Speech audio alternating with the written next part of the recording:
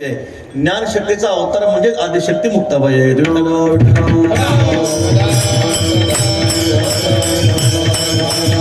मुक्ताबाई ज्ञान दीप्तिका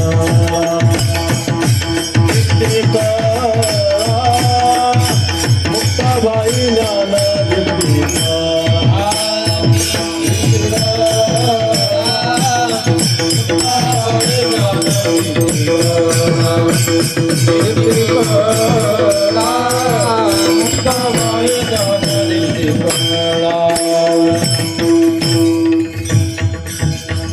हे निवृत्तीनाथ ज्ञानेश्वर सोपान मुक्ताबाई ज्ञान दीप्तिका आई साहेबांचं स्वरूप निळोबारे महाराज सांगतात. प्रत्यक्ष चित्कला मुक्ताख्या ब्रह्म चित्कला सत्पद ते ब्रह्म चित्पद ते माया आनंद पदी जाय म्हणती हरी. सत्पदे ब्रह्मस्वरूप आहे, आनंद स्वरूप हे हरीच आहे. म्हणजे चित्पद आहे, चैतन्य स्वरूप आहे, जी ज्ञानशक्ती आहे तिला माया म्हण शिवतो निवृत्ती विष्णू ज्ञानदेव पाहे सोपान तो ब्रह्मा मूळ माया मुक्ताई मूळ माया आहे.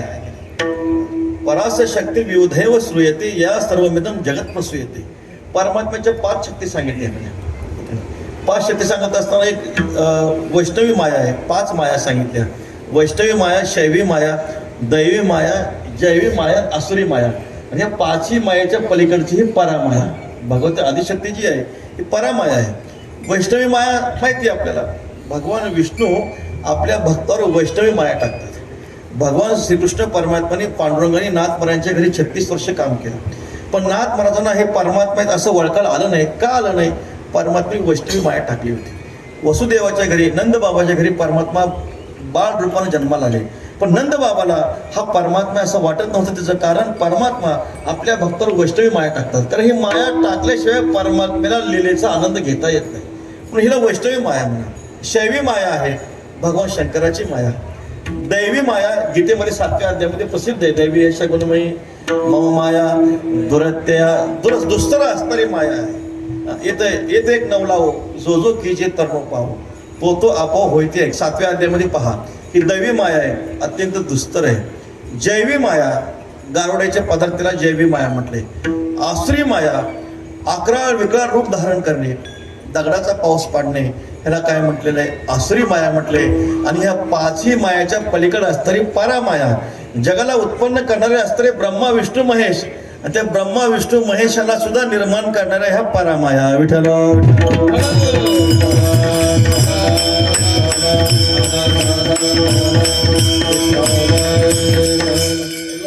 तुम्हाला सेवा सांगितली असती. विठ्ठल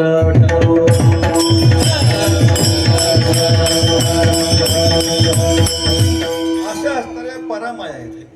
ह्या परामायेला भगवान विष्णूने श्रीमद भागवतामध्ये 14 नावं दिलेली आहेत. परामाया जी योग माया कंस ज्या योग मायाला हातामध्ये घेतो, मारण्याचा प्रयत्न करतो, पण ती योग माया कंसाच्या हातामध्ये लागेल का? लागणार नाही. ती योग माया अष्टभुजा रूपाने प्रकट होते आणि कंसाला म्हणते मूर्खा मला काय मारतो म्हणे, तुझं लागे वधी उपजला मजा आधी.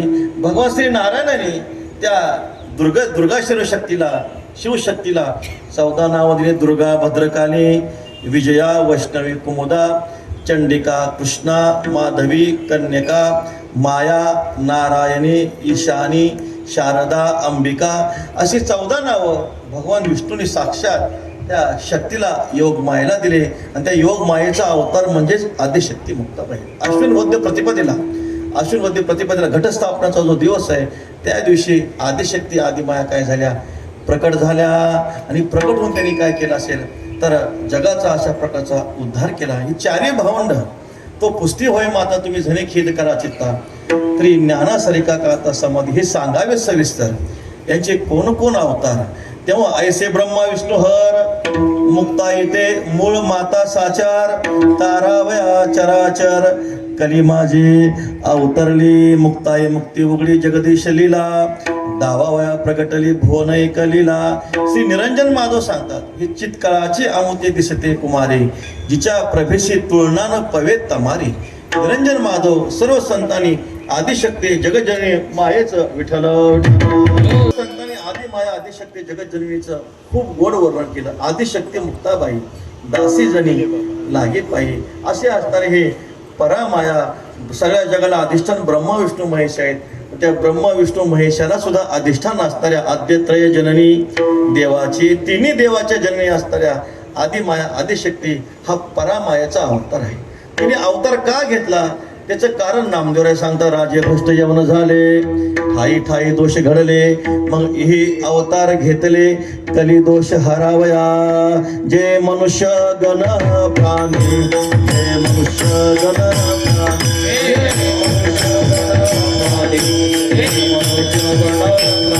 ज्यांचा भारत आहे मेदिनी, ज्यांचा भारत आहे मेदिनी,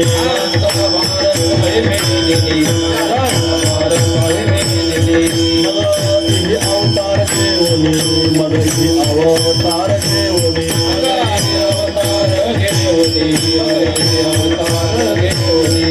जगतारिले कीर्तने,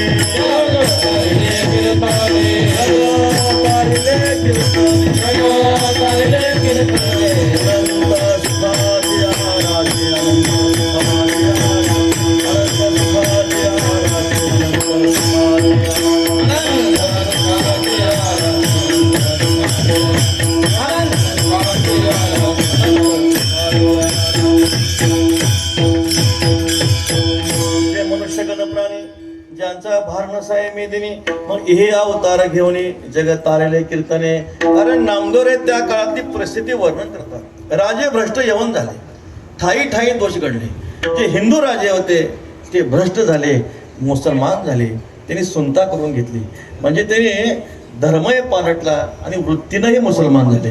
त्या काळातली परिस्थिती ज्ञानोबराय वर्णन करतात. आताही बहुतांश तसंच आपल्याला पाहिलं सापडतं. आता काही फार बदलले, आता सगळं चांगलं आहे आता सध्या देवाच्या कृपेने.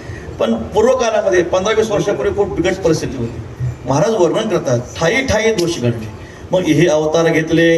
पाहकलीचे मैमान सत्य श्रीले जन, पापा देते अनुमोदन करीती हेळन, संतांचे ऐसे धर्माचे बळ, लोक झकविले सकळ. महाराज सांगतात ऐसे धर्म झाले कली, पुण्य रंक पाप बळी सांडिले आचार. द्विज चहाड झाले चोर, टिळे लपविती पातळी, लेती विजार कातडी. शांती ब्रह्म गुरुवरे बाबा सांगतात ज्या घरामध्ये भक्तीची परंपरा आहे त्या घरातील लोक सुद्धा सकाळी पूजा करताना कपाळाला गंध लावतात, पण ऑफिसला जाताना गंध मोडून जातात. विठाला विठाला.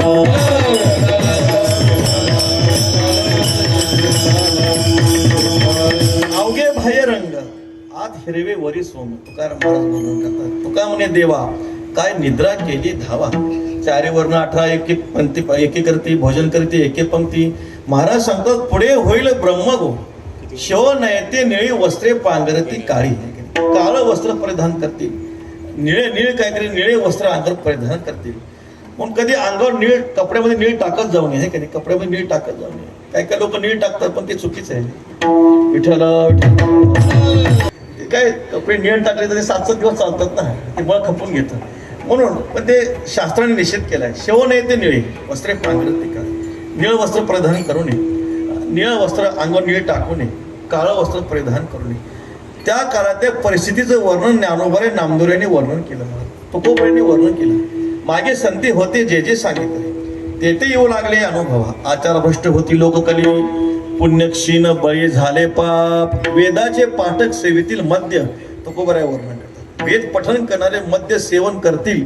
तुकोबरायांनी त्या काळामध्ये वर्णन करून ठेवलं. मला आवर्ण धर्म कोणी न धरी विटा, झाली ती गोंधळ एकीट आहे.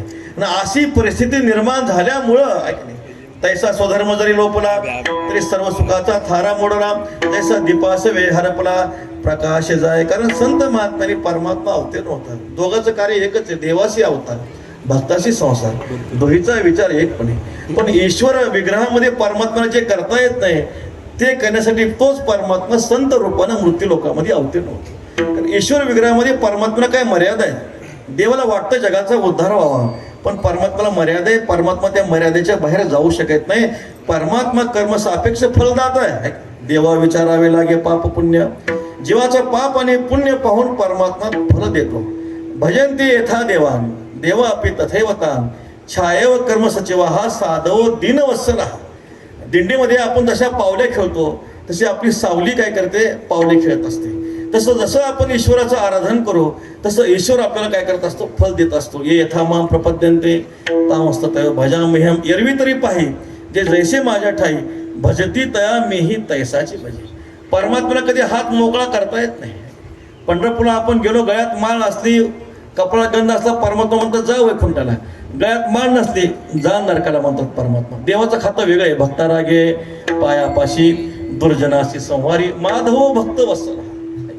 परंतु संत महात्मे कसे आहेत? साधवो दीन वत्सला. हा संत महात्मे दीन वत्सल आहे. न पाहे याती कुळाचा विचार, भक्त करुणाकर ज्ञानाबाई. आमचे श्री आदिशक्ती मुक्ताबाई आईसाहेब ऐक नाही, याती पाहत नाहीत, जात पाहत नाहीत, पाप पुण्य पाहत नाहीत, कर्म पाहत नाहीत, पुका दुराचारी विषयासक्त संत कृपे त्वरित उद्धरती. दुराचारी असो, विषयाच्या ठिकाणी आसक्त असतो, जसा असेल तसा.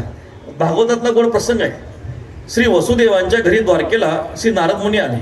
नारद मुनी आल्यानंतर श्री नारदांचं पूजन वसुदेवाने केलं. तेव्हा श्री वसुदेवांच्या मुखातले शब्द आहेत, भूतानाम देवचरितम दुःखायच सुखायच सुखाय वै साधूनाम पादृशम अच्युतात्मनाम. देवाचा अवतार होये, दासा सुख दैत्या भये, तेथे ऐसे विषम आहे हे न समाय तुझ माझी. म्हणून असं म्हटलंय, देव चरित्रे उठे सुख दुःख, साधू निर्दुष्ट सुखदाते. परमात्म्याचा अवतार झाल्यानंतर परमात्म्याच्या अवतारामधून कधी अतिवृष्टी होते, कधी अनावृष्टी होते.